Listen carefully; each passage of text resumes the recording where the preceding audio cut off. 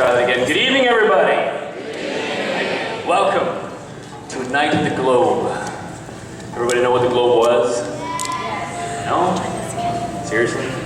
You're here to hear Shakespeare and you don't know what the Globe is. The Globe was the theater that they produced and played many of their theatrical productions back in the early days of Shakespeare. Years? 15? 12? 16? Sure. It's going to be who has not or does not know who Shakespeare is. Okay, good. All right. A couple. Well, Shakespeare, he did a lot of different plays. Most of them, a lot of them were tragedies. You are going to be seeing one of those tonight. But we hope you enjoy it. The kids have put a lot of time and effort into it, months. I'm sure the parents have been hearing their kids recite their lines over and over and over and over. We did 1 year when we were young.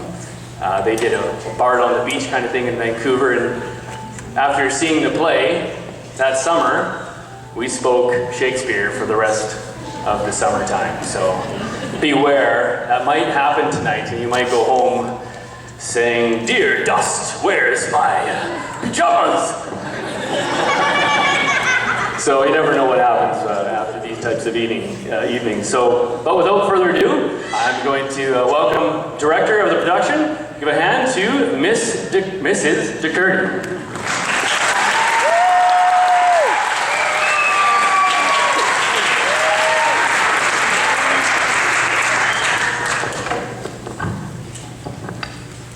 All right, I just wanted to say a few things. We've been working hard since November on this play, and I wanted to thank Brother Mike for coming in and helping with our introduction and helping us with the sound. And that was a real plus this year because we have 8 face mics, which we haven't had before. But first of all, I just want to let you know that this is part of the grade 11, 12 English curriculum. And so we studied King Lear, and I find it's very easy to teach it if the children and the students are engaged. Otherwise, it's very boring, so we decided to perform it this way. And it's a condensed version. The original one is 3.5 hours. Don't worry, this isn't 3.5 hours, so it's a condensed version. And however, the students have worked really hard to perform Shakespearean lines. And some of the students this evening have learned 80 to 100 Shakespearean lines. That is no small feat. At the very beginning, when I started to teach them, they didn't even know what they were saying. And now they know what they're saying, and they're able to perform the lines. So what you're seeing tonight took a lot of hard work.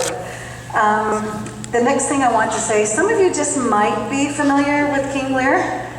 And so if you're familiar with King Lear, you're going to recognize a lot of parts that's not in the original play.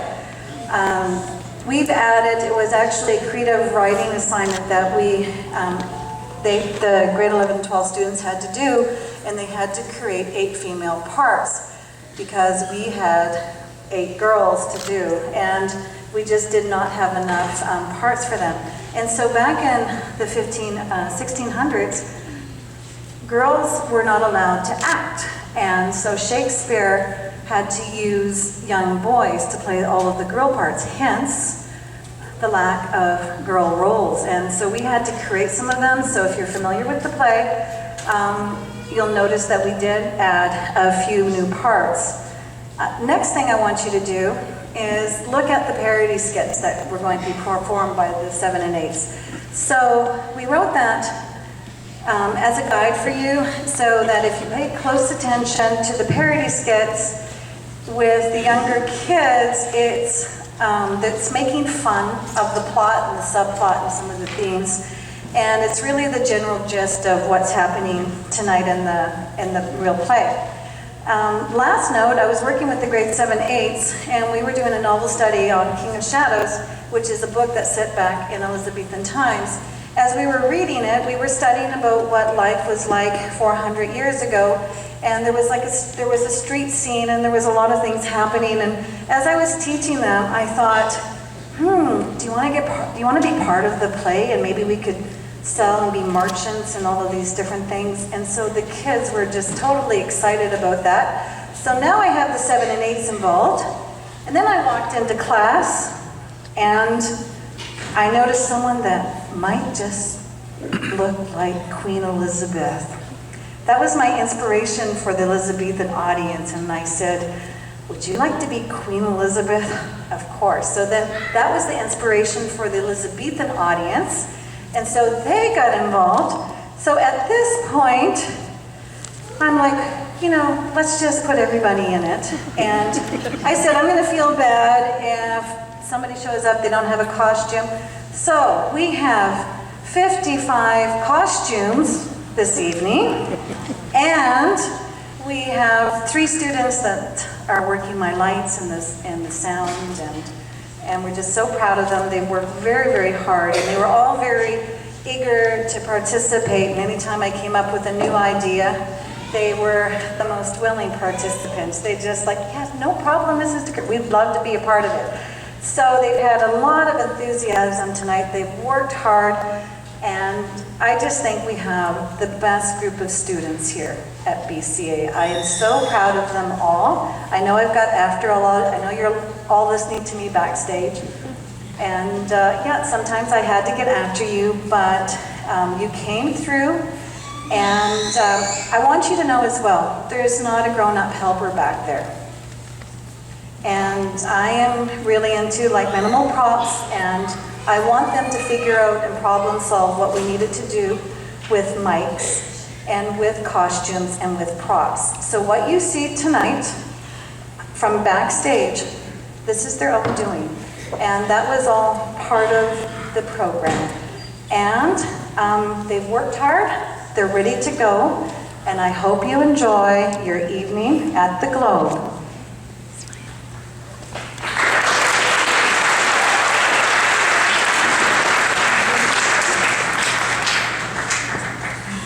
Oh, just one second, I'll do it in the dark too, but you might need to take your phone out, because at the Globe they didn't have these things, so there was no need to worry about little rings and buzzes and dings and all that. So please turn your cell phones to silent or off, and enjoy.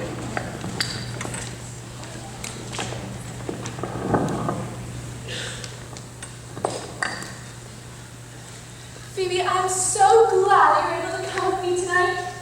I do believe I was the last resort. The Globe. How I just love coming here. You know, I've never missed a single play.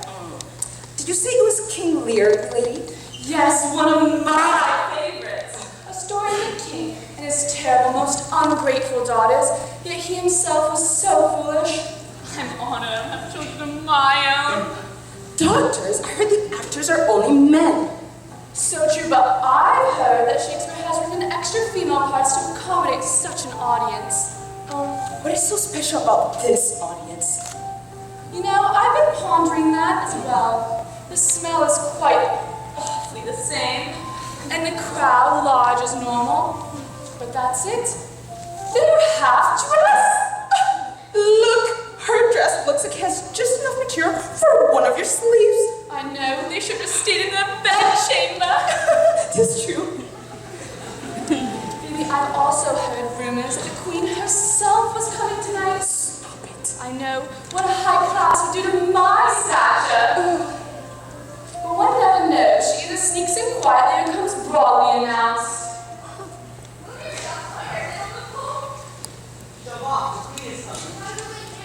Phoebe, word is true. The Queen is here. She's arriving now. Look, one of her guards. Oh my. Queen Elizabeth the First.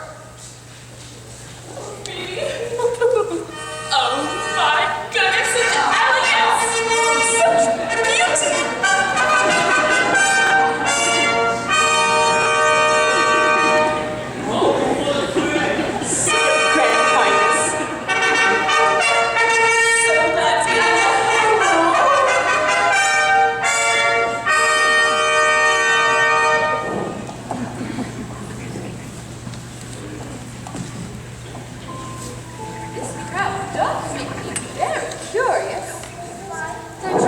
How strange.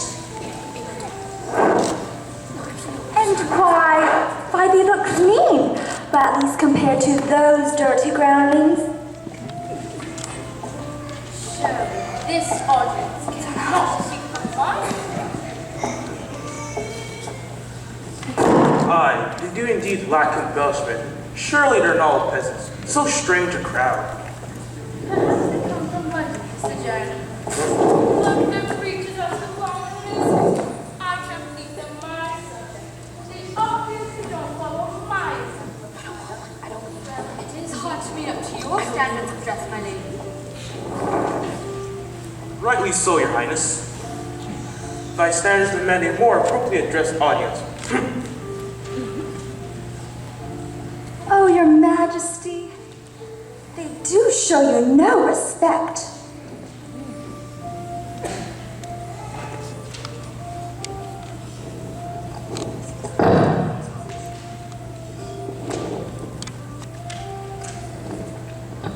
Oh, what meanest thou by this? Do I not own more shares than you in this fine establishment? Now where is my costume? It is but a doublet. Take this. I will not perform under these conditions. It is but a doublet. Take this. Do you not know who you are talking to? Sir, your apprentice has probably mislaid your garment. Come, gentlemen, the play is about to commence.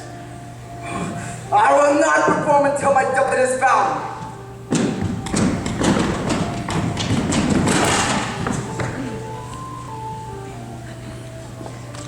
Your Majesty, I am very sorry for the delay, but no need to worry, I have an amateur group of actors and jugglers on the ready. Oh, Phoebe, that is Shakespeare. My bones shake within me. He pours such emotion and intellect into each play, and yet his actors are so temperamental these days. You'll never become famous with such delays as this. Oh, I love jugglers.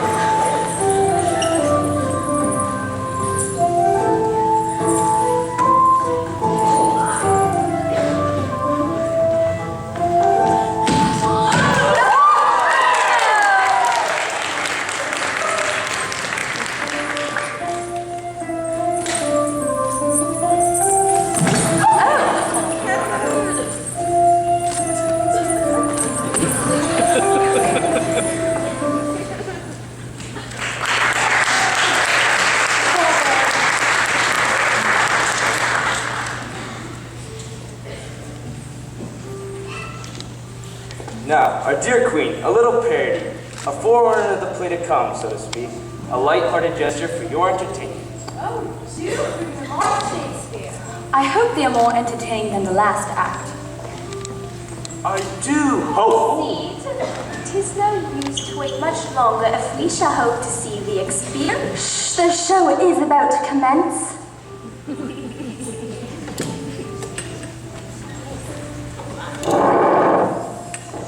My dear daughter, so loyal and caring, I'll divide the kingdom unto you younger strengths as I am increasing in age. Oh yes, father, what a delightful idea. Yes, how valiant and wise. It is good to look forward to the betterment of the kingdom. Old age often brings forth bewilderment. Thou art still strong and capable of reigning this kingdom. Kit, my lord friend, bring forth the map. Yes, my lord. Do you think it is wise? I want the north. I want the south. I know. Let us play a game. Remember, this is not child's play. How absurd. Thou art so sober, my youngest child. Thy sisters are light-hearted and at times foolish, yet they mean well. I think not. My father is so deceived. Come, Father, you will enjoy it. Sit down, breathe some young life into those old bones. So you won't be biased, you will cover your eyes, so you will not tell which part will be given to each sister. You are the best father in the entire world. The best. Blimey, this is an important affair. I have to see what I am doing. Remember thou the king. Quiet, Ken, I'll banish you. Games from my childhood, Father. So enjoyed them. You are so loving. I will always love. You are the best king ever, Your Highness. What sayest thou, my youngest child, Cordelia? Nothing, my lord. Nothing? Come join us. Are you too good for a game? No, my lord. It just seems a child's game.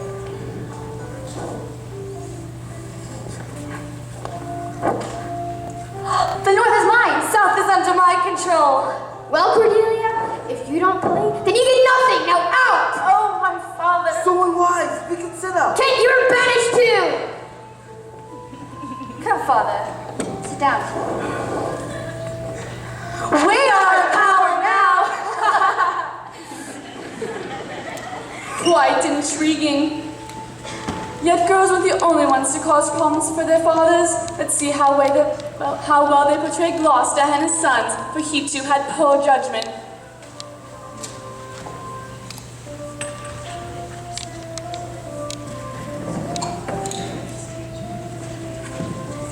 My sons, you've just arrived. I'm choosing a new suit of clothing. The king is planning to make a great announcement, which will be to the uttermost importance of the kingdom. Let us help you, dear father.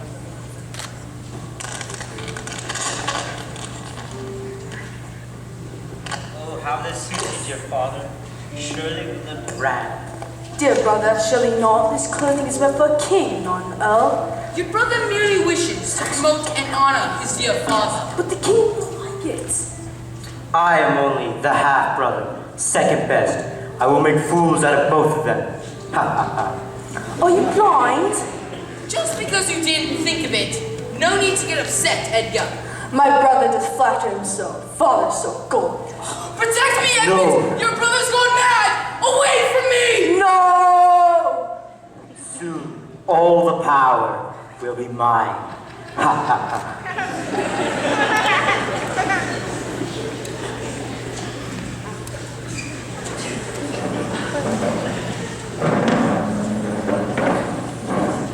Well done for amateurs. Yes, they do have potential. Now, Phoebe, hurry up.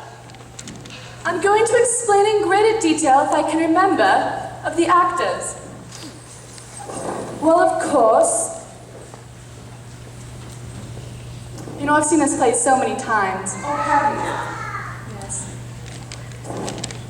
You know, They are very slow today. Yeah, this is a pity. Okay, well, of course, to start, there's the king. Yes, king over the vast Britain. Proud, hot-headed King Lear, and with him, his sister Evelyn. Evelyn. Yes, the name does suit her. And then his daughters, Goneril, eldest and most evil, married to the Duke of Albany. And their daughter, who on the contrary is a very sweet young girl, Genevieve. You can't be royalty without a servant, the mischievous courtier Oswald. Then there is Regan, yes, equally evil and full of ambition, married to the handsome Duke of Cornwall. And their daughter, terror of a daughter, Anastasia. Phoebe, what's that saying again? Like mother, like daughter. Yes, yes. Then their attendant, Rowena. Thirdly and last to the crown, dealing in the midst of her sisters, Cordelia, whose character rather sweet and honest, her jetta suited the King of France, and her softly spoken attendant, Eleanor. Outside of the family is the arrogant Earl of Gloucester, and his son Edgar,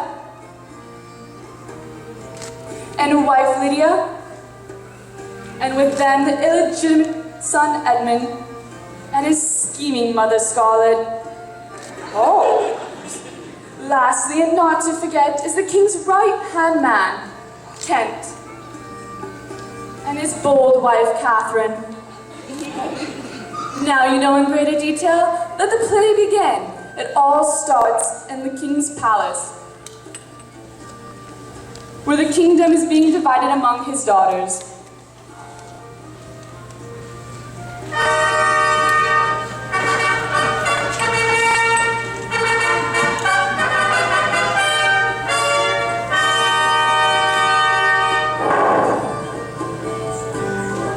Shall we begin? Gloucester, Yes, my noble lord. attend the King of France. I shall. Show the map here. Now, I will divide my kingdom unto my younger daughters. But tell me, who does love me the most? Goneril, my eldest, start first. Father, dearest in the land, most gracious, if not wisest, in all of Britain. I love you more than words can say.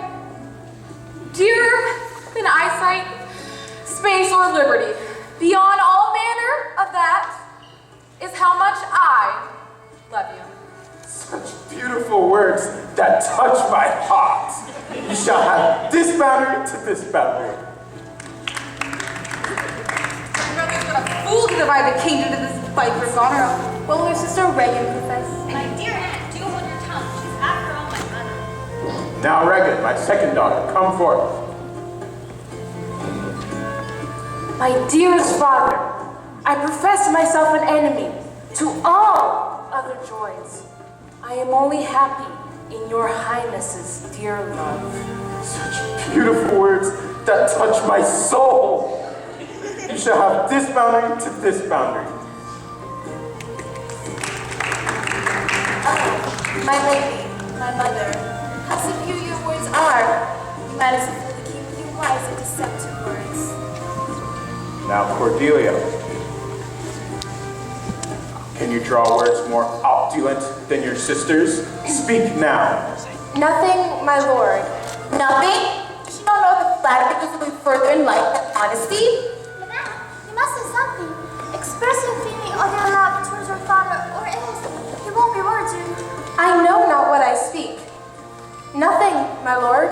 Nothing will come of nothing. Speak again. Why have my sister's husbands say they love you all? Happily, when I shall wed, my lord shall carry half of my love with him. So young and so untender? A fool she is to not do likewise as her sisters. So young, my lord, and true? Then let thy truth be thy dower. Hence and avoid my sight, my father's heart from her. Call France. Who stirs? Your Highness, have mercy upon Cordelia. No, my word is final. Oh, what a fool Aunt Cordelia has been. But you, my mother, Has just become one of the greatest women in the lands. Cornwall, Albany, digest her third. Now I will grant unto you two my powers, but you must grant me 100 knights and an abode. Royal lear, my old master, what wouldst thou do? I prithee, thy youngest daughter does not love thee least. What? Thou vile miscreant! Turn thy hated back on our dominion! Demons! My lord is of quick temper, Goneril and Regan conceit have beguiled and blinded your eyes. Yes, you were most right. His eyes have been blinded. To thee, O maid, who hast most rightly said, the gods guard thee, and you, Regan. Goneril, may your large speeches your deeds approve. To Arthur's head should proceed.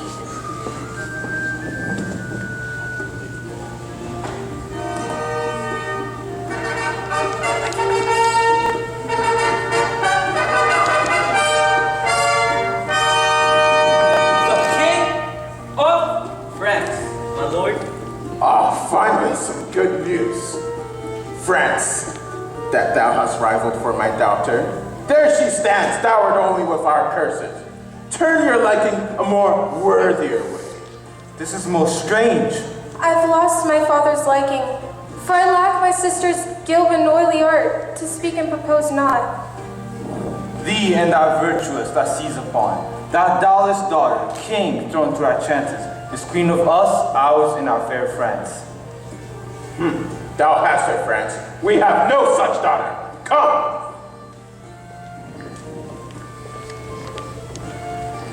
Do you see how full of change he is? It is the infirmity of his age. Yes, we must expect more unruly waywardness, just as Ken and Cordelia's banishment. Yes. Surely, my lady, his waywardness is only something only you can manage. Let us do something, and if the heat. Rowena, my faithful attendant, the king, he has gone mad. Don't worry, my lady. I will assist you with the dispatchment of her father. Such a temper. You directly telling him what he wants to hear. Yes, let us put an end to such foolishness. Come. Conspiracy. Better shouldest the kingdom fall into my hands and in the evil hands of the wicked that weigh it. Such a cruel family.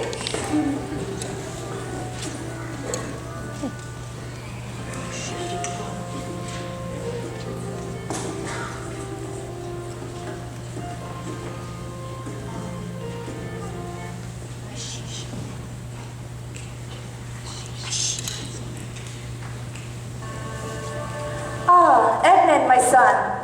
The time draws nigh to take revenge upon my father. How does one suggest we carry out these plans? When shall we come upon it? Let us devise a plan. First, we must detail a letter towards thyself from Edgar that contains vile words concerning thy father. But what content shall dwell on the letter? The letter? Yes, indeed. Why, the letter should state that if our father should sleep the duration of eternity, then I should enjoy half his revenue and live. And beloved, my brother Edgar, he should plot taking father's land from him. Excellent! Now quickly, write this before thy father arrives.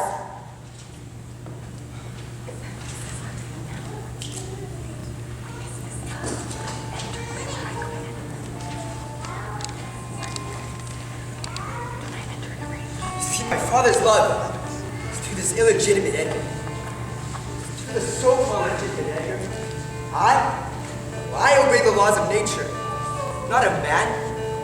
So why would I ever allow the laws of customs to deprive me of my father's land? Because I'm 12 or 14 moonshines younger than he. Why, if this letter speaks, Edmund the base, he shall certainly top the legitimate. Ah! How now, Edmund? How dost thou do, father? What is thou reading? Nothing, father. Oh, this is Let's see. my brother Edgar, sir.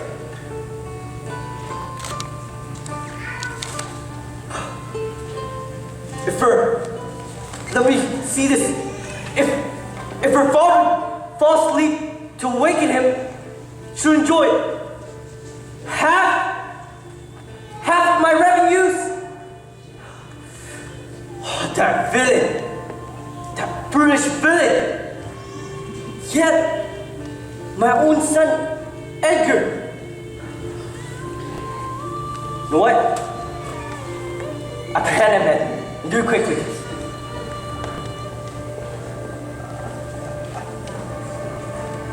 How now, brother Edmund? Good to see you, brother. When you saw my father last, do you part on good terms? Why, yes. Well, think how you may have offended him, for he is enraged against you. Oh my, some villain hath done me wrong. Brother, that is my fear. Stay with me till his rage abates. If you must go out, it'd be best if you go out armed. Armed, brother? Brother, I would only advise you for the best. Seek rest in my lodging now.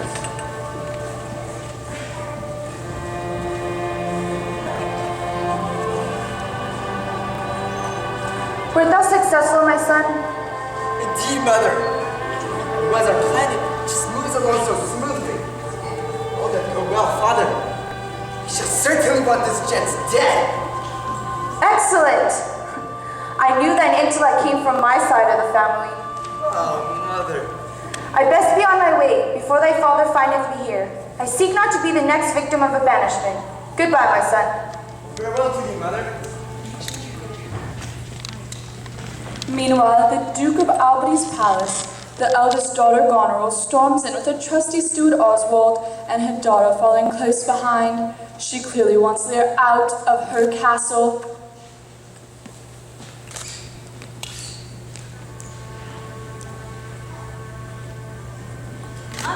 No. Right No. Grandfather is old. Yes, he is feisty. We have to have more grace for the gentleman. Genevieve, make no excuses for him. That gent is a full-grown sire and a king. Yet, he is acting like an issue. An issue with nay brains. By day and by night, my father wrongs me. He strikes my gentlemen. His knights grow riotous. He's going absolutely crazy. He's going mad. Ignore his commands. Tell him I'm sick. I'll write to her and tell her of my course, my sister Reagan. Yes. 100 knights, the king will be lucky to have just one.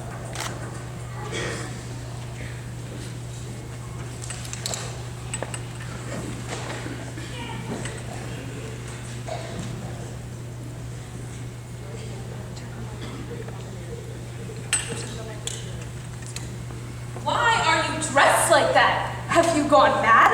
Not only do you look like a mud-bathing swine, but you are embarrassing our family lineage. I can't say it. I'm working for the king. The king, the king. You hold the king at such high ranks. What about me, your wife? Do you not care about my reputation or my social ranking? My loyalty lies in close ranks with king. What can I say? I've had it with you, you revolting toad! Nurse? Ha, fooled again. Now, if I can borrow an accent. Hey, yo, hello. Ah, now I can serve my master whom I love. How now? What art thou? Oh, I am a man who can run. I can ride, I can deliver a message plainly. What would you have me to do? Thou shalt serve me. Dinner, ho! You, sirrah, where's my daughter? So please you. Call that clodpole back, attendant! Where is everyone? I think the world's asleep. You have rightly judged, sir. Why came that mongrel not back when I called him? Sir, he said he would not. He would not? My lord, I think you're long treated with the same kindness by your servants, daughters of dukes. That remindeth me of mine own perception. Go call my daughter.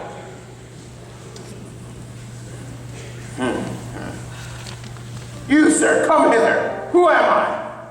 My lady's father, I assume.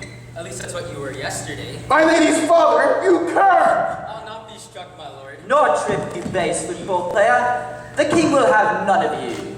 Ha, I thank thee well, fellow. Thou shalt serve me. Yes, of course. Goneril, you are too much of the late, I frown. Sir, your insolent acts do fatigue me hourly. You fight, you argue, break forth into riots. I have made this well known unto you, and now I find you protect this course, which, if you do, you shall not escape censure. Does any here not know who I am? Why, I'm Lear. And your name, fair gentleman? I beseech you that you understand me right. Here you keep 100 knights so debauched, our court is more as a riotous inn. I require you to disquantity your train now. Call my horses. Call everything together, degenerate cur. I have another daughter who I'm more comfortable with. Let us go. My lady, the king is surely Gone mad. He's truly not fit for your household. Away to my horse and hasten to my sister. She will not keep him and his riotous gang when I have shown her their unfitness. 100 knights, the king will be lucky to have just one.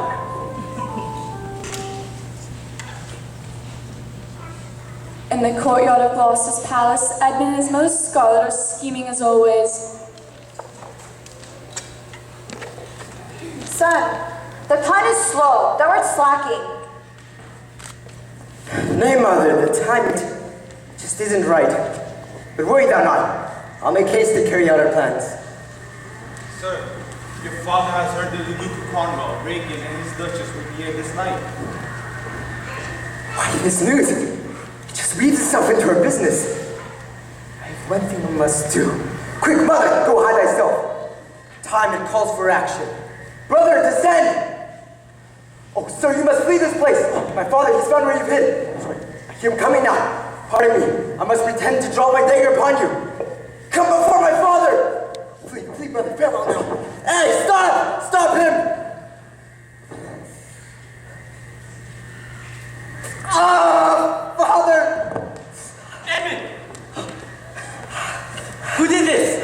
Oh, Edgar. But that villain, where did he go? That way, sir. Go! Pursue him! Sir, I bleed. Try to persuade me to murder you.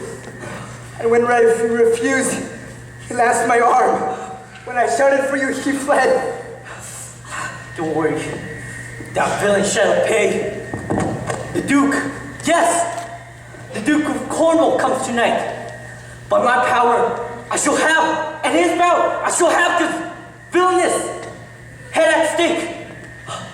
Let's go. Edgar, is that you, my son? What is that noise? I must flee this place. Father seeks my life. Surely not. What have you done? Are you not favored in his sight? Oh, treacherous the heart. Father sees me as a traitor. Good noble Edgar. Surely this can't be. Your father's anger blinds him. Flee until the storm passes. Goodbye, mother. This smells of Edmund.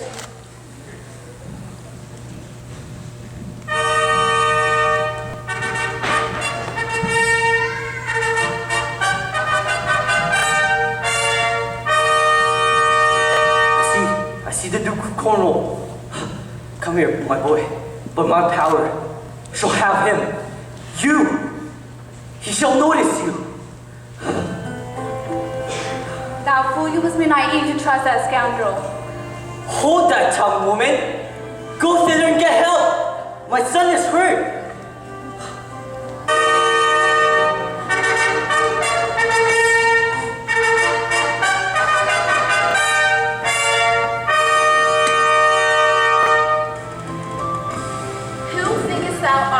Anastasia, talking not to the gent in such a manner. Oh, Mother Child is right. That gent is about as cunning as a fox. Rowena, don't contradict me.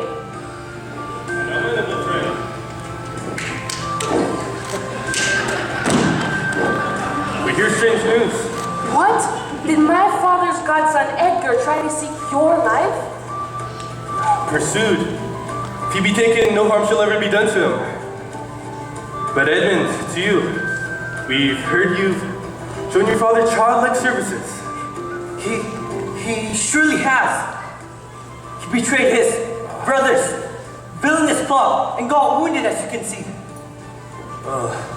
Such virtue and obedience is quite commendable, Edmund. Yes. You shall be ours, such that we require. Sir, I shall truly serve you, no matter what. Sir, we come to visit you because my sister wrote of differences best answered from your home. Ah, your grace. All right, welcome in my palace. Shall we go?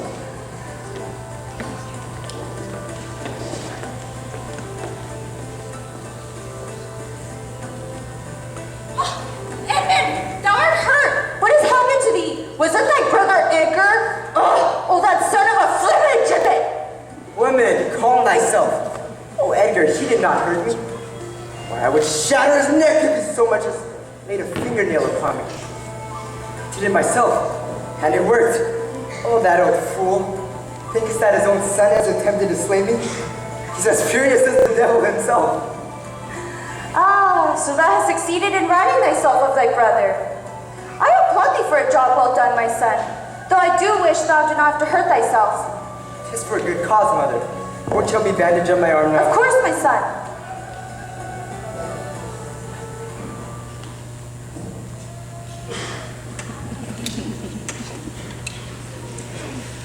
As Oswald delivers letters to Gloucester's castle, he meets Kent, who tries to destroy these letters against the king. Kent's noble actions finds him in the stocks.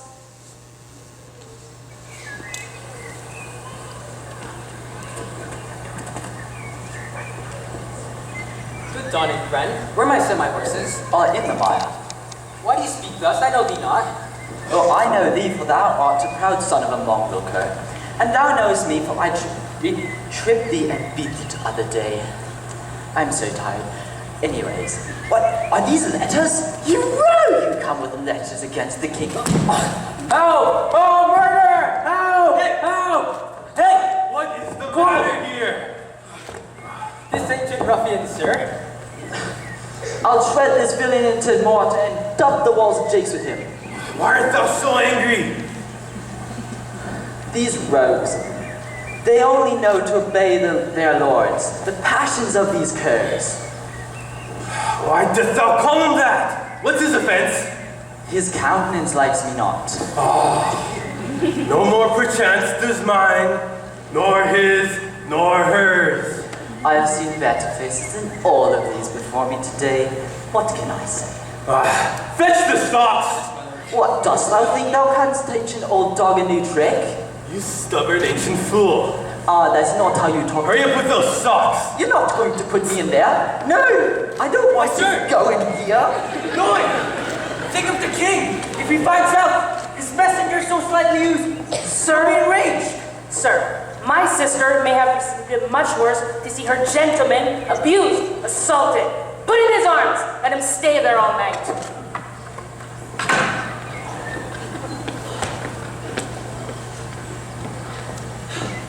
I'm sorry for you, friend. It's the Duke's disposition. There's nothing you can do, sir.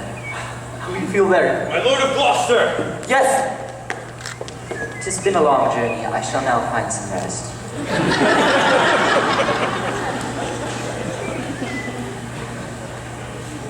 Who put you here?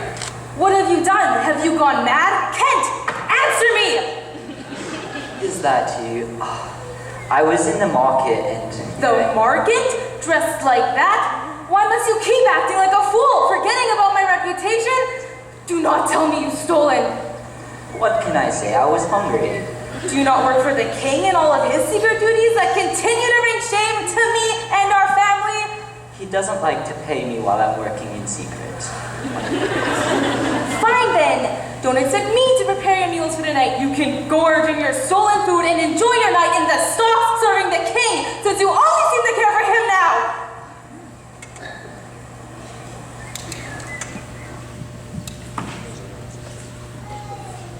Upon fleeing the castle, Edgar must disguise himself as a beggar to hide his true identity.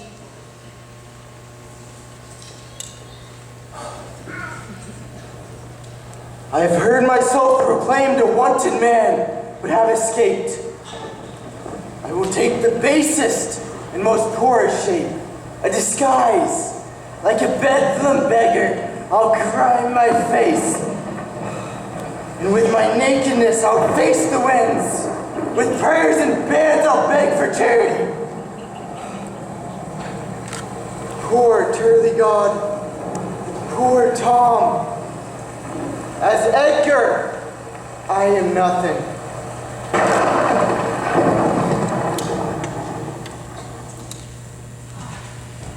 King Lear is furious and highly insulted that his servant Kent has been put in the stocks. He approaches his daughter with this manner but finds no sympathy. His daughters continue to insult him and take away more of his privileges. Poor King Lear. Such a poor soul.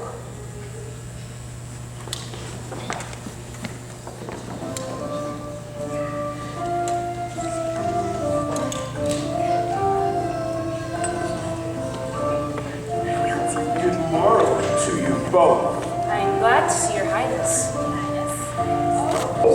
Indeed, she is so delighted to see you, sir. Oh, Regan, they put my man in the stocks. They'll not believe how depraved the quality. Oh, Regan! The gent's embarrassing. He can't stay with us, and you know how you feel about it. Hush, child, I know. Sir, you are old and should be led by someone wiser than yourself. Therefore, return to my sister and say you wrong her. My curses on her. what, ask for her forgiveness? Dear daughter, I am old. Age is unnecessary. I pray you give me bed and food. Yes, beg, fastidious sir, and maybe she might forgive me for senility. No more unsightly tricks, sir. Return to my sister. Never, reckon. She hath updated me of half my train, struck me with her tongue, all heaven's vengeance upon her. Oh, the blessed God, so you wish that on me? Oh, no, reckon. Thy tender nature will never grudge upon my pleasures. Hark, my sister. She said she'd be here. Who put my man in the stocks, but who comes here? Oh, reckon, will you take her by the hand? And why should I? It's not an offense if I do not listen to an old king. Oh, sight, you are too tough. How came my man in the stocks? By his own doing, I set him there. You did, you? Father, return with my sister, dismissing half of your train, and then come back to me. Return to her, 50 dismissed? At your choice, sir. And prithee, daughter, do not make me mad. I will stay with Regan and my 100 knights. No, not altogether so. What need you more or so many? I entreat you to bring but 20 and 5. Then I'll just stay with Goneril and her 50 knights. Sir, what needs you? 50, 20 and 5, 10 or even 15, when all our servants are at your command. Father, what needs you but one servant? Oh, heaven give me patience. I'll not weep. I shall go mad.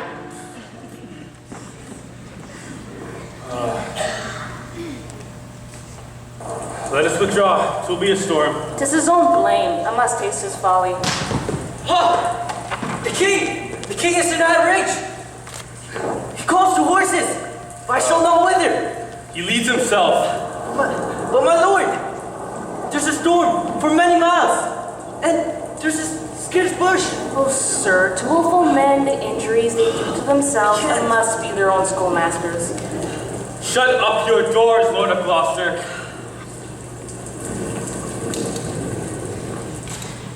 As the storm rages on, let us discuss the outcome of King Lear, and the daughters discover the mother's interest in Edmund.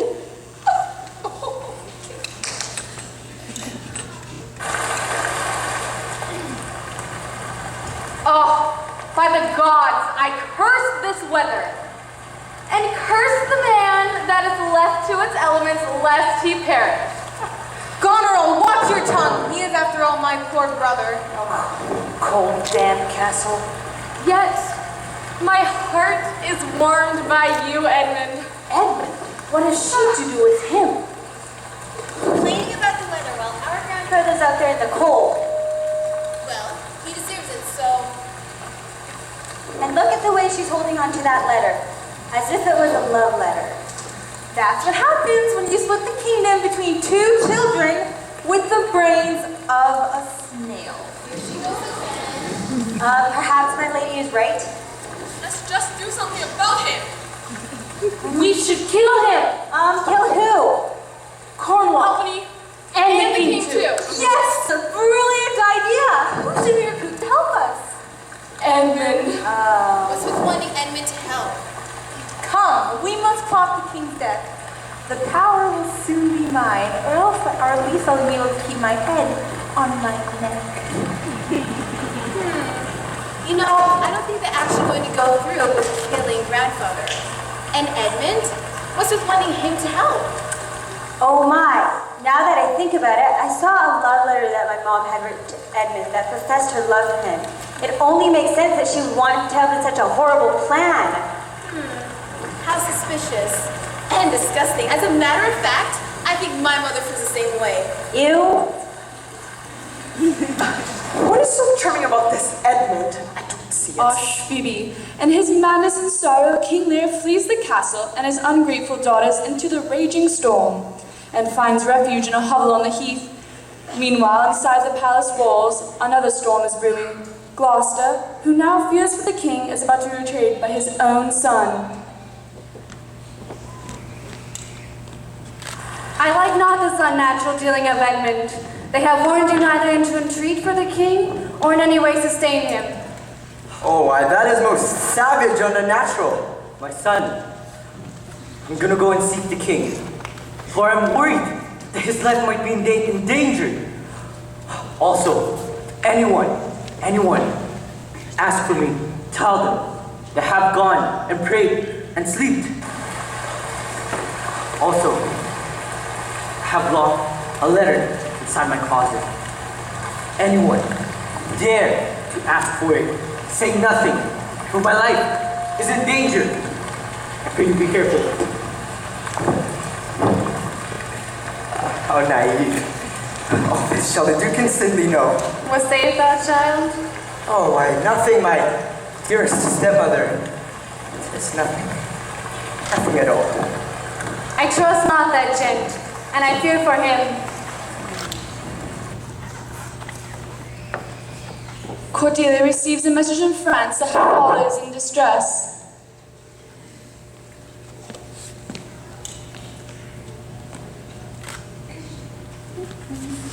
Madame, a messenger from England has came and delivered this letter. It is addressed to you. Why don't you open it and see who it is from? It appears to be from Kent. From Kent? I wonder what thou hast to say. Eleanor, why don't you read it to me? The sisters Conrad and Regan have refused to obey the king's condition. They have locked him out in the store. Your father has lost his mind and now has no place to go. You're the only one who could heal his broken heart. I beg your majesty, please come help us to save the king from his deep sorrow. Kent. Why am I not surprised that they would do something like this? I don't understand how people can be so dreadful and do such cruel things to their own father. What does Kent think I'm supposed to do?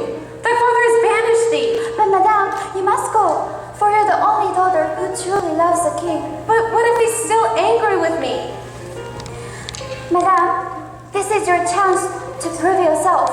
I believe that he will see the true love that you carry in the heart. Maybe you're right. Come, we must prepare. King Lear and Kent find shelter in a hovel as Edgar, disguised as a beggar, stumbles upon them. Gloucester ventures into the storm to save Lear. His sympathy will cost him something very dear.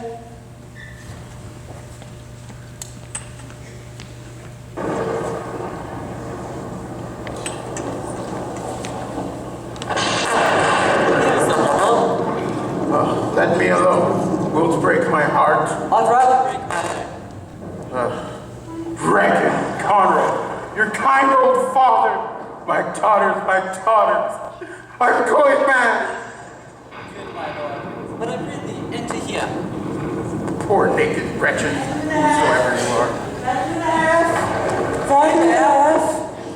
You there, the trouble is gone. Come forth.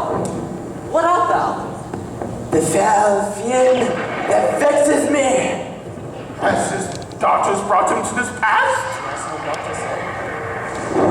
Who gives anything to poor Tom, whom the foul fiend vexes?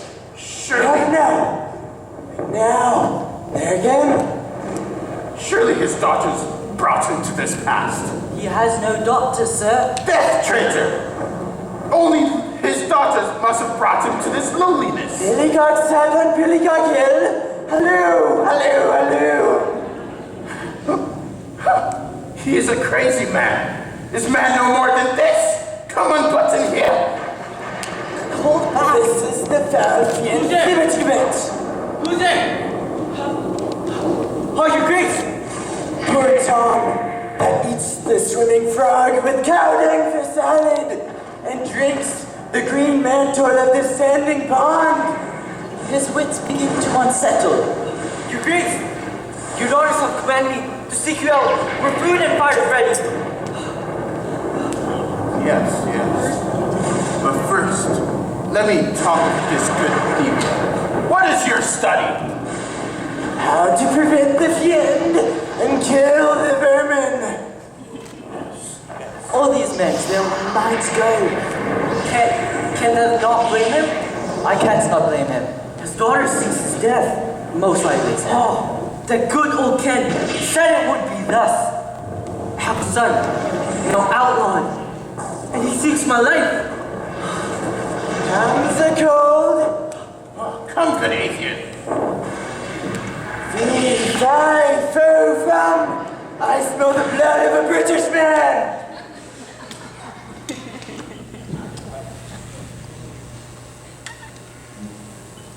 Majesty, it is a time for a quick repose as our actors prepare for the second half of our tragedy. I hope you enjoyed this presentation of Greensleeves.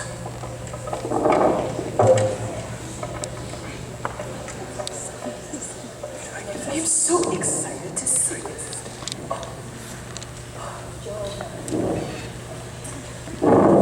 I've never heard this one before. Have you?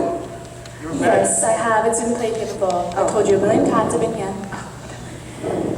Your Majesty, my fellow troubadours and I are so highly honored to be able to perform to you this piece we have composed. Please enjoy.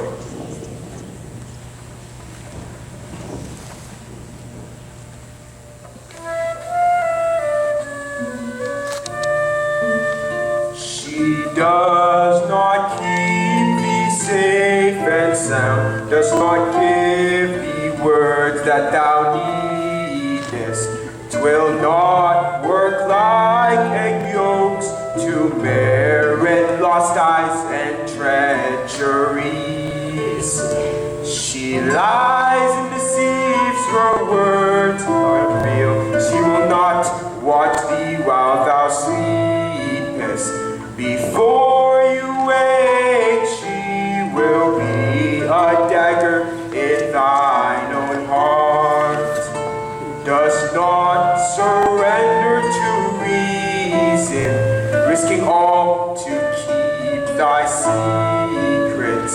She will not keep thee dry in rain, as Brian sinks down to the bone. She lies and deceives, her words are real. She will not watch thee while thou sleepest. Before you wake, she will be a dagger in thine own heart.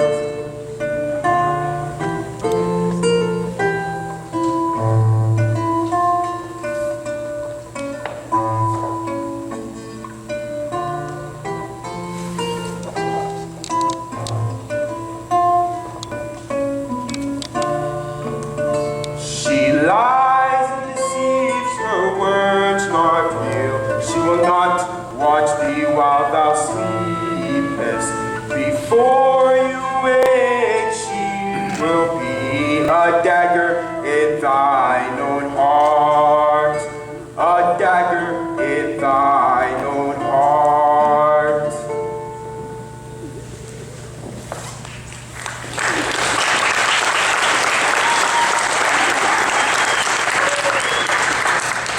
Your Highness, I'm so honored, so highly honored to be able to have performed this beautiful piece to you.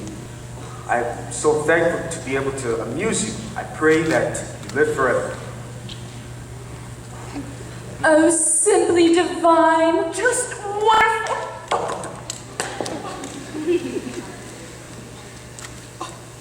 Come on. I am quite thirsty and hungry. I think we all are. So let's go and see what the food merchants are selling. Yes, why don't you all join us? But first, let's find a gentleman in the crowd. Find a brother. Oh, is that Brother John I see? Oh, yes, a brother John. Can you come pray over the... Wherever you are. refreshments?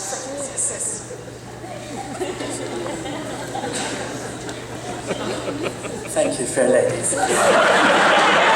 Let's give them a round of applause for tonight.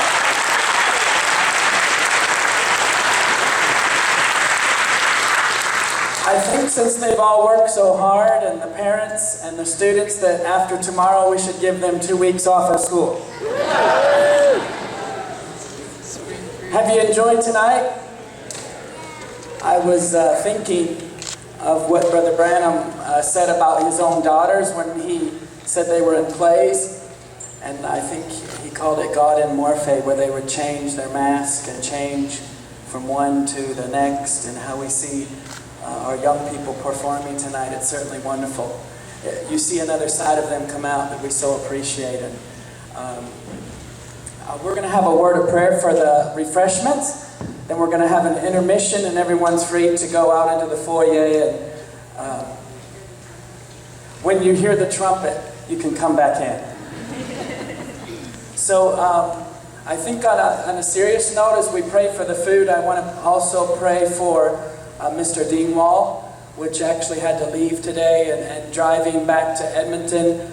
His father has just gone into palliative hospice care, and they don't expect him to probably make it much longer. So let's pray for our principal and teacher tonight as we bow our heads in prayer. Heavenly Father, we're so thankful for this school, Bible Way Christian Academy.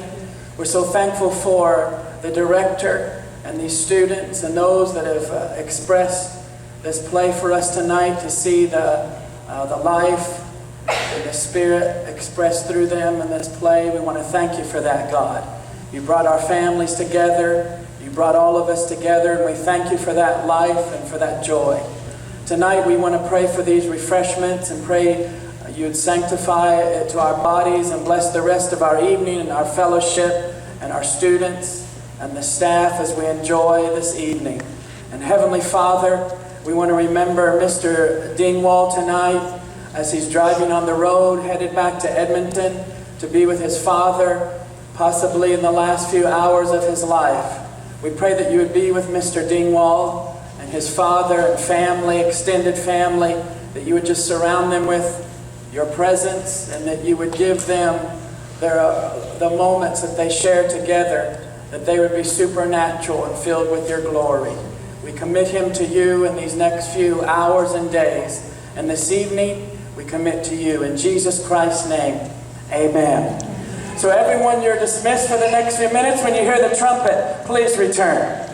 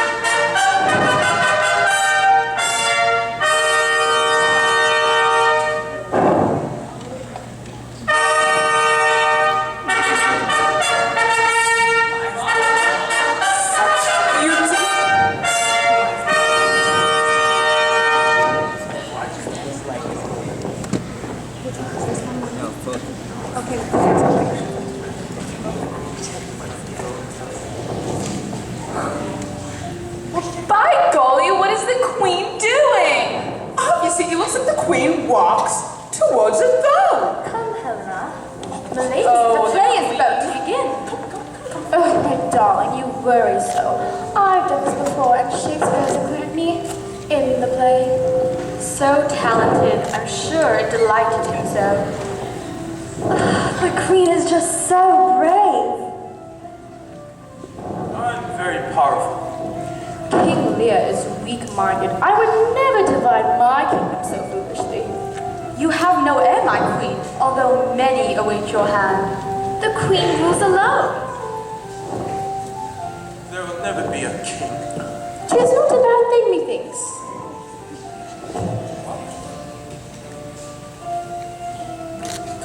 Your Majesty, I am very sorry my men did not remove this prop, but it is not part of the next scene. Oh? Oh. But you do suit it more than Lear. Well then.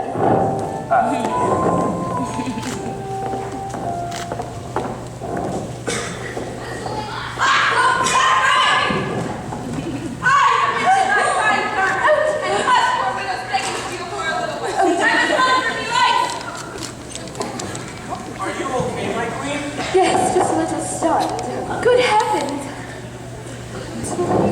Poor queen, she has gone through way too much.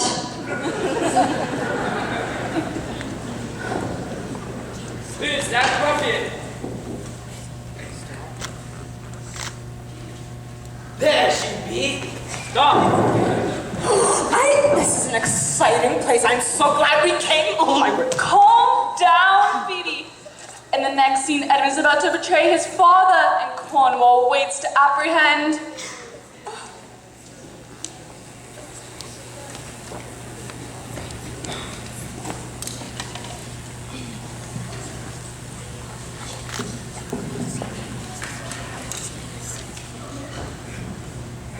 Cornwall, my friend. Yes? I have some news I believe you will find quite interesting.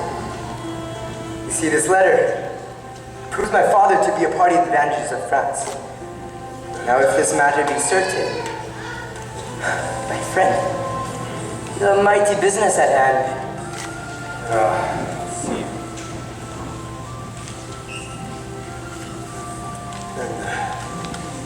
True or false? It hath made the Earl of Gloucester. But seek out your father, that he may be ready for our apprehension. If only I could find him comforting the king. But as for you, I'll continue my loyalty to this duke. Though there is conflict between that and my blood. But if my father must die, he must die. Then I will lay my trust upon thee, that thou will find a dear father in my love. You rogue deceiving your father! Hey, that's mine! Shh, you want to get us all kicked out? Oh, shh, this comes the exciting part. Commoners. Gloucester finds shelter for Lear, Kent, and Edgar in a farmhouse adjoining his castle. He charges Kent to take Lear to Dover, as he runs his Cornwall and Regan are planning Lear's death. However, he doesn't realize that his own son Edmund is conspiring against him. As he enters the castle, evil awaits him.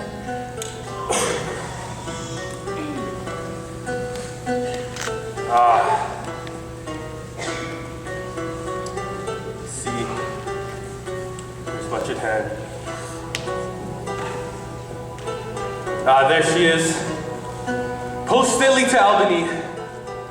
Tell him the armies of France have landed. Yes, sir. And to you, Edmund. This will be not fit for your eyes. Leave Gloucester at our displeasure and accompany our sister.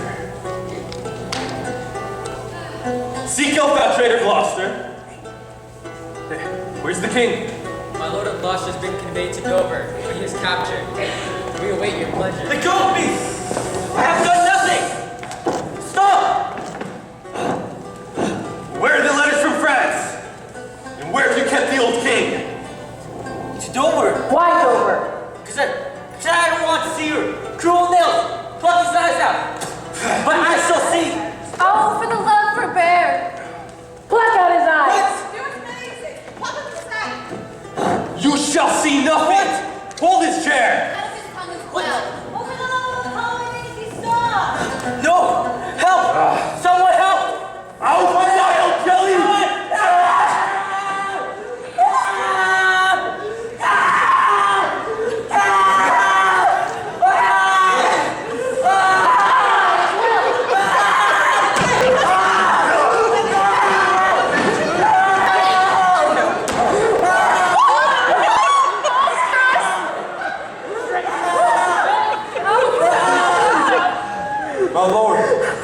served you ever since I was a child. But better service have I ever done than this. Now you dog! This is too much. Calm down, husband. See her? Now plead apace. Follow me. Thrust out the head of Billy and smell his way to Dover. Body on the dungeon. Someone help! Get some flags and white to his eyes. This is too much for my innocent soul. Oh, Phoebe, just calm down. It gets better. Lost is thrown of his own castle and led by an old man, they eventually meet up with Mad Tom, Ross's disguised son. To be the lowest, most dejected thing is to know there's nothing worse.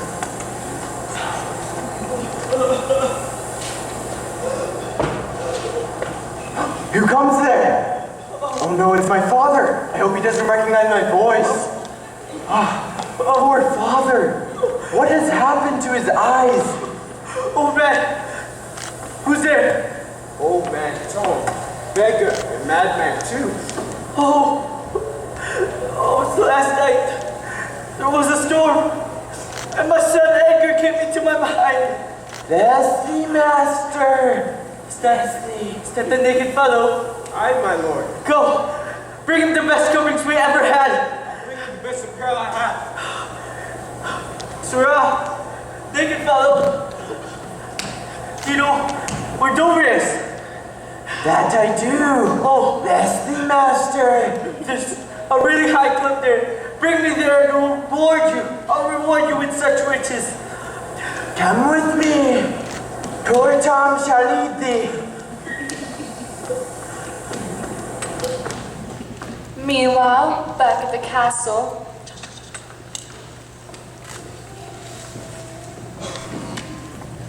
You, what bringeth thee here? I come on the account of my husband and his son, his real son. And what of them? Your son has betrayed his own brother and caused his father to lose his eyes. Wonderful! It's about time that Jen receives what he deserves. Oh, you monstrous evil hag! How could my husband have ever loved you at such a time? You're worse than the devil himself. 'Tis not my fault. I am better than thou. Thou? Better than me? Thy face is not worth sunburning. Oh, me? You're just a foul defacer of God's handiwork. You shall see and pay for your doings. Truth shall prevail. You mongrel fat pig! oh my word. Oh, Phoebe, please remain composure. Albany realizes how treacherous Cornwall has become and how wicked his wife has become. He just now realized that's a consent.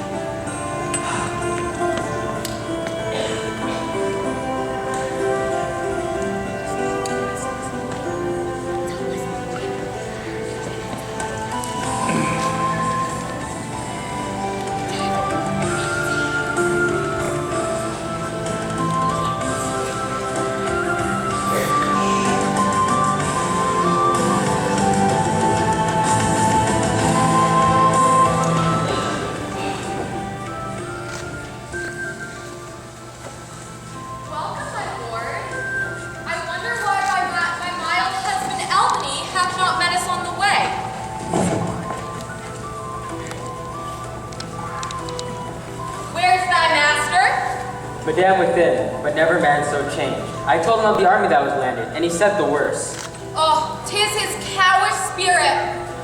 Back, Edmund, tell my brother Cornwall to hasten to his army. You may soon hear a mistress's command. Yours till I die. Tigers not daughters, what have you done? An old man and a father have you married. Most barbarics! Most degenerates! Oh, you milk-livered man! Villains are being rightly punished, and now crieth, alas, why does he so? If I obey my blood, I would destroy thee! Oh, marry your manhood! What? My lord, I've just received this message that the Duke of Cornwall has been slain by his servant for putting out Gloucester's eyes. This shows the gods do avenge our crimes. But poor Gloucester. Madame, this letter is from your sister. My sister, a widow, and my Gloucester with her that likes me not. I'll read and answer this. Sir, did Edmund know of Cornwall's wickedness?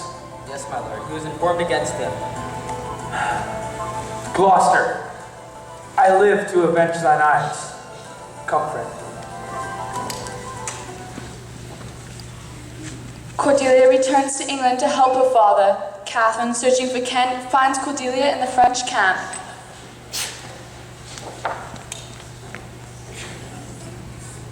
John Jacob Jiggler Smith. His name is my name too. Oh, it is so difficult to see father this way. The people of each other. Why is he now? Mad as the sea, crowned with infirmiter and hemlock, sending the soldiers forth to search the high-grown corn. What must we do to restore his senses? Our first reversal of nature is ridiculous, but to provoke their many sinners. Madame, the British powers are on the march. Thank you. Our preparation stands in expectation. Thy father said business that we go about. This place is swarming with soldiers. Cordelia? Is that you? I've been sneaking around like a slithering snake searching for my husband. Kent has gone mad. He's not the only one who's gone mad around here. 'Tis good to see thyself well. Hast thou seen Kent of late? No, well, at least not in his former state. He's not my Kent. He acts so strange. I even found him in the stocks. Did you not hear what happened days ago? No, I pray you do tell me. He was banished from the kingdom, never to be seen again. This is absurd. I believe not what you tell me. 'Tis true? Yes, 'tis true. When my father divided the kingdom and disowned me, Kent told him that it was unwise and he was banished henceforth. Oh, once I get my hands around his neck, he'll never see the daylights again. Thank you, Cordelia, but now I must pursue him. Farewell. And Bingo, what's his name? Oh, poor King Lear, he has gone mad. From the kind-hearted Cordelia to Gloucester's castle, where letters being dispersed to no other than Edmund.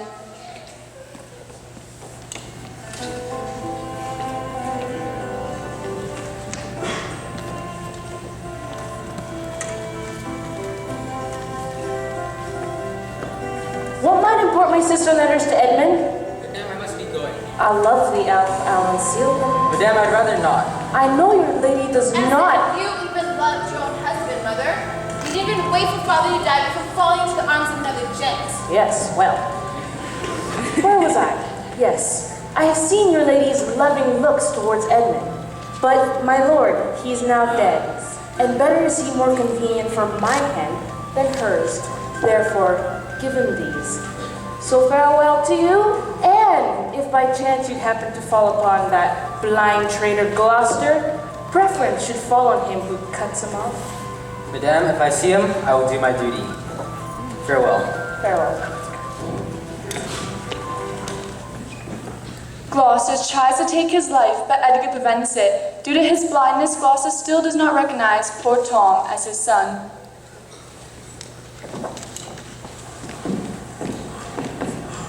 Come, sir. Follow me. Come on, sir. Okay, stand still. Here's the place. You are now within a foot of the verge. The crows that fly no more look small as beetles, and the men upon the beach appear like mice. How fearful and dizzy it is. I'll look no more, lest my mind turn and I fall. Away, and let me hear thee. That's thee, master. Oh, my eyes. Oh, God. Oh, God. I now recount my life. If my son Edgar, if he lives, oh, God, oh, bless him. I trifle with his despair to cure it. Oh, you, sir! What are you? Alive or dead? What is it? Away! Away and let me die! Titmass, at least make not the perpendicular height which thou hast fallen. Thy life's a miracle. Have I fallen or no? Sir, how is it? He stands. Clearly the gods have preserved his life. Oh, it is a miracle. I'll cry out till I die. But who comes there?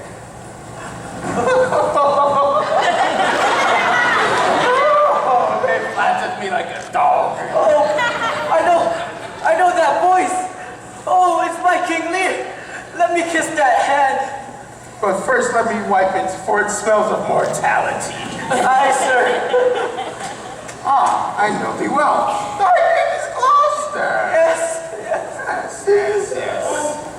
Lay your hand upon him, sir. Nay, and ye shall get it with running. Sir,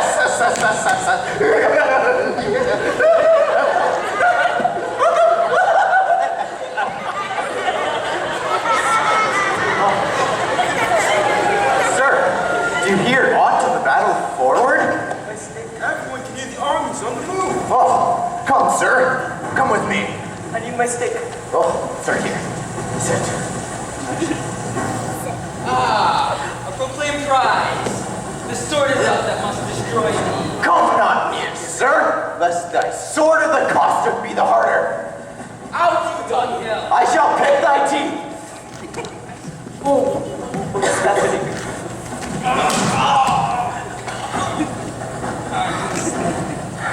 Stand still, sir.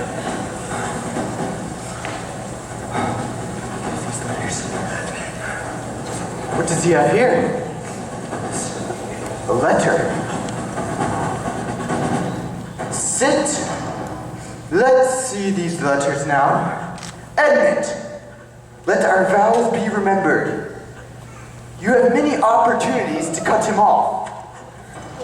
If he returned the conqueror, then I am his prisoner and his bed my gale, from which deliver me. Your wife, I would say, goneril? A plot against the virtuous Albany's life? And in return, my brother Edmund?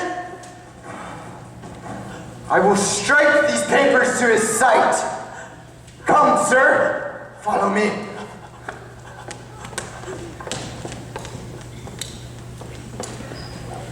Do you want to say anything?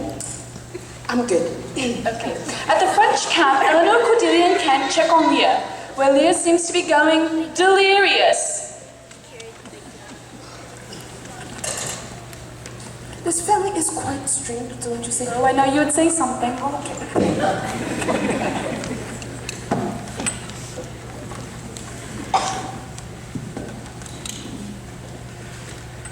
How shall I ever live to match thy goodness, Kent?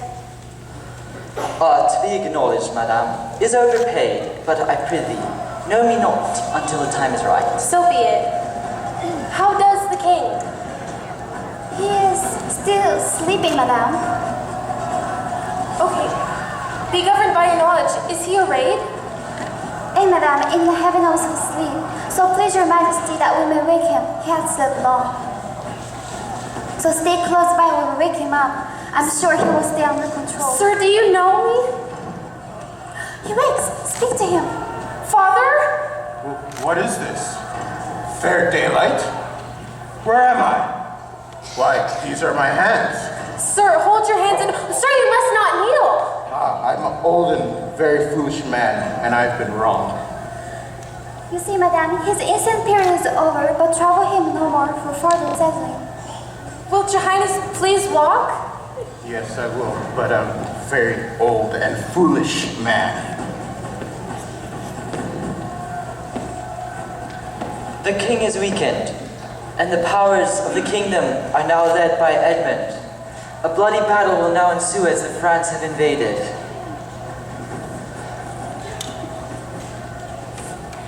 At the British camp, the sisters and dukes are assembled to discuss the sighting of Edgar on enemy territory. However, the conversation soon turned to contention between Regan and Goneril over Edmund. Goneril decides to take things in her own hands.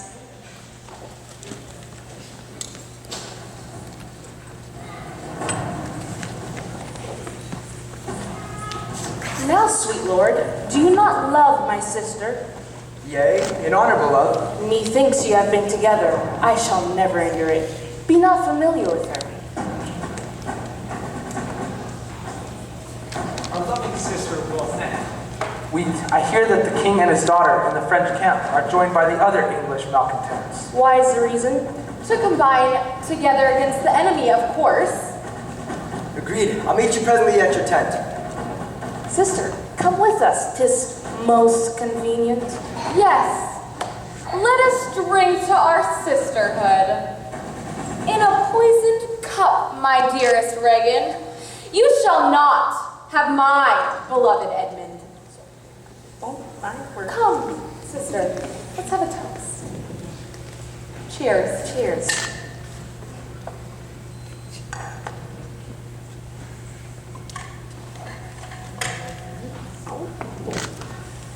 To both these sisters have I sworn my love, both jealous of the other. Now if both shall remain alive, why, I'll use Albany in the battle, after which, let her who wants him dead devise his taking off. As for the mercy he intends for Lear and Cordelia, oh, when they are within my power, they shall never see such parting.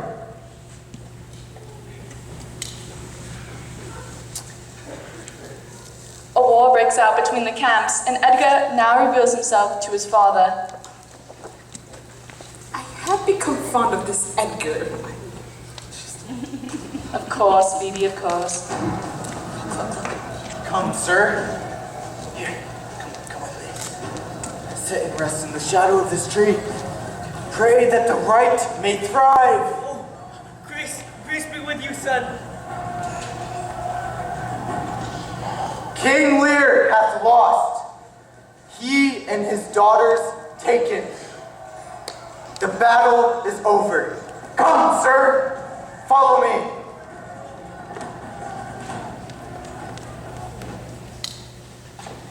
The corrupt Edmund is holding Lear and Cordelia as prisoner, and Lear's heart is broken as he realizes that he has wronged his only good daughter. What I want to know is, will Edgar come forth to challenge his wicked half-brother? We shall see. Hey, I am Lear. Handle me with care. Guard them both well, until their fate be known. Follow them to prison. Now do as this tells me.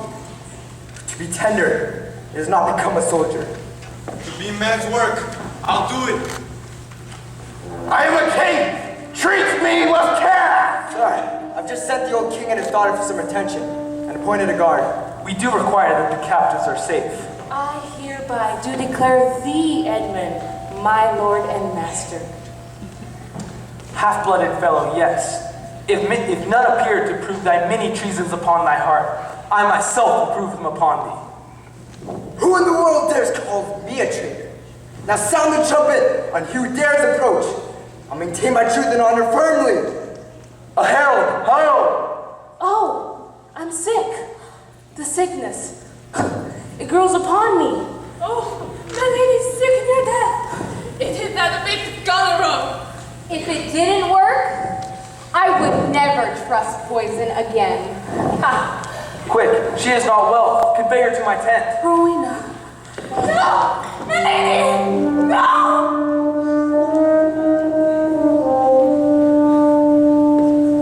If any man will maintain upon Edmund, supposed Duke of Gloucester, that he is a traitor, let him appear at the sound of the third trumpet. Sound!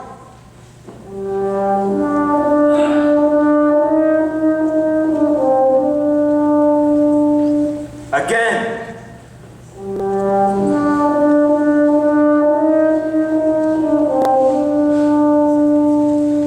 Again.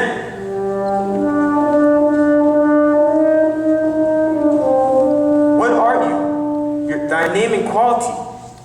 My name is lost by treason's tooth bear not. Yet I am as noble as my adversary. What's he that speaks for Edmund, Earl of Gloucester? So, what sayest thou to him? My sword and spears are here bent to prove that thou art a most toad-spotted traitor, conspirant against the high and illustrious prince, and false to thy brother, thy father, and thy gods. I should ask thy name. Oh, but that do I spurn. Back do I toss these treasons upon thy head. I wish my sword shall give an instant way. Trumpet, speak! Speak!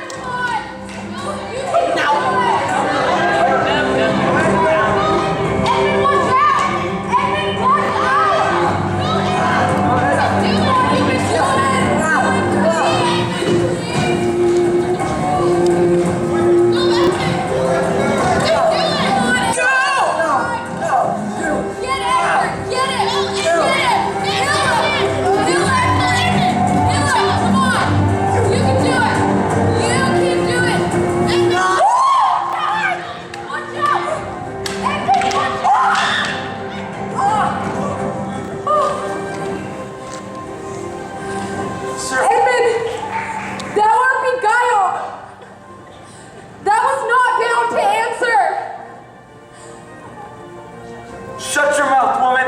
Knowest not thou this letter? Ask me not what I know.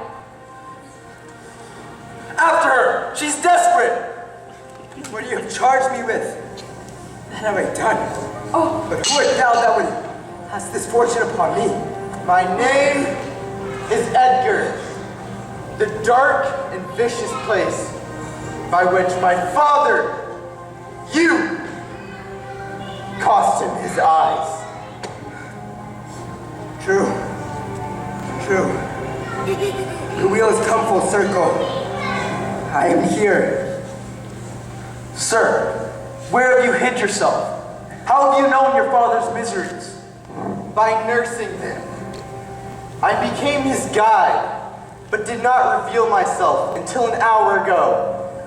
I asked his blessing to kill his son, and his flawed heart, torn twixt joy and grief, burst smilingly.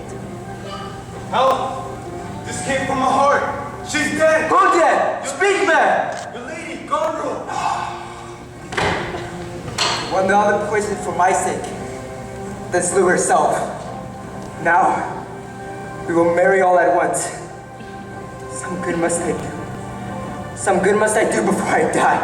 Oh, send quickly, for my writ is upon the life of the king. King and Cordelia. No, Edmund! What have you done? You have failed me! What am I to do now? It is done. Truth has prevailed. But here comes Kent. I come to bid my king and master good night, but is he not here? How? My Cordelia, my beloved Cordelia, is gone forever. Oh, Cordelia. Sir. Who are you? Are you Kent? I am he that from the first have followed in your sad footsteps, but I believe now your daughters, they have killed themselves. My lord, he knows not what he says. My heart is broken. Cordelia, my beloved, hath no breath at all. Cordelia. Sir, are you... Let him pass, for he hath endured so much. Friends of my soul, you twain, rule in this realm together. I am not worthy to rule in this realm. Only he that lays here at my feet. Not worthy? What does he mean by this? I could be queen. Oh, how I deserve it.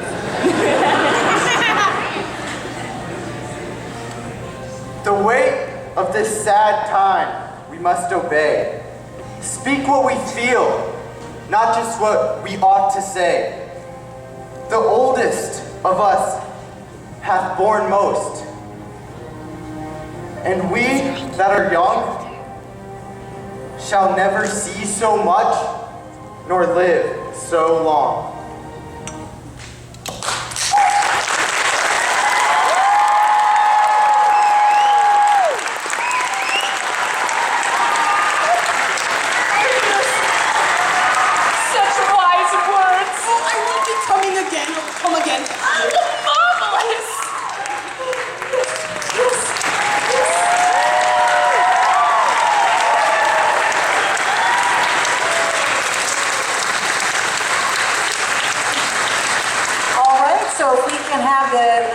Audience come up. They can take their bow. Come on up. Elizabethan audience, let's clap for them.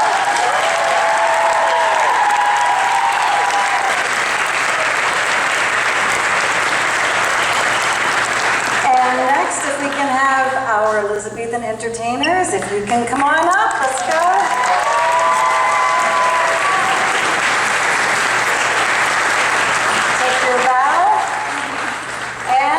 The Elizabethan merchant sellers, come on up. Let's give them a big hand.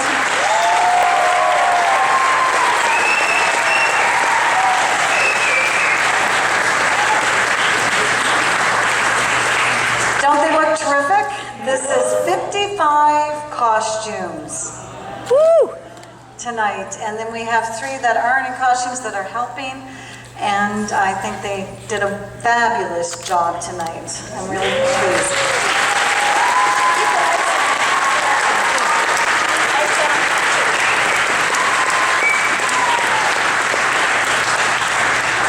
All right, I do have a few people I'd like to thank, and first of all, I would like to thank all of those who donated costumes to us, who loaned costumes to us.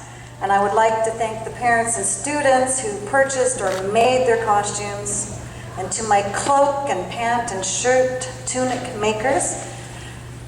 We found we needed to make quite a few costumes for the boys. I'd like to thank Rebecca Ray, Jana Waldner, Felicity Haynes, Pat Kerr. Thank you very much. And to Abigail Ray for the mustaches, beards that they all have. Fabulous job. Sharon Van Inter for doing hair, and there was a lot of hair.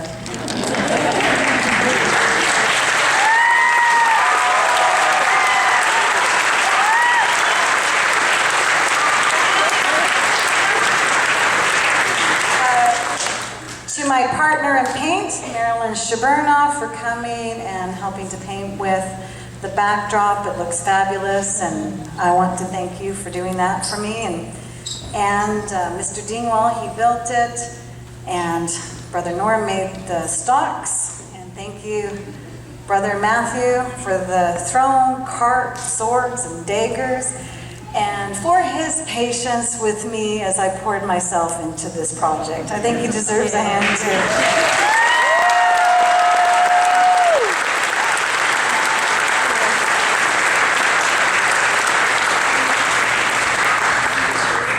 To Beth Dingwall for designing our posters and brochures and all of the Elizabethan money. It's a lot of money to cut out and to laminate. And to Brother Mike Ray, who helped with the sound, and he rented the sound for us and was here this week, every day this week, and put in lots of hours. And it made the world of difference, Brother Mike, and thank you very much for doing that for us.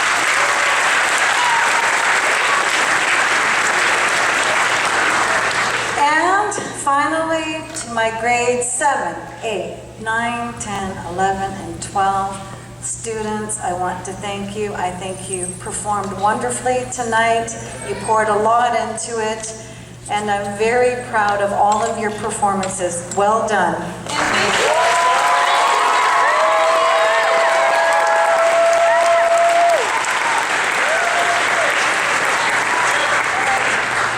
So, I think that concludes our evening, and do you want to do it all over again?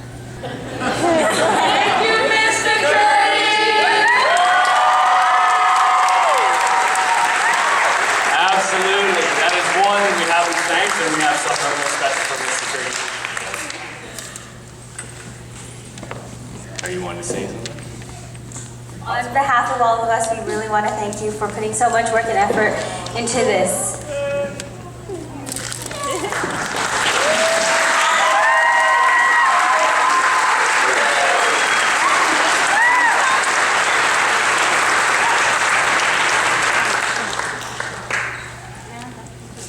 All right, well that concludes the Night of the Globe.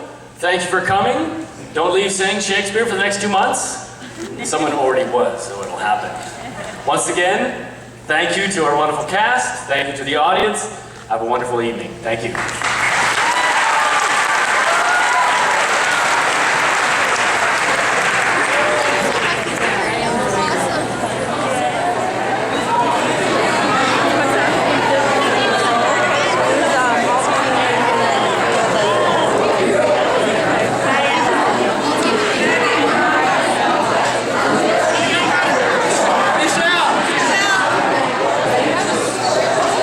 Yeah, she is. She's got quite a character.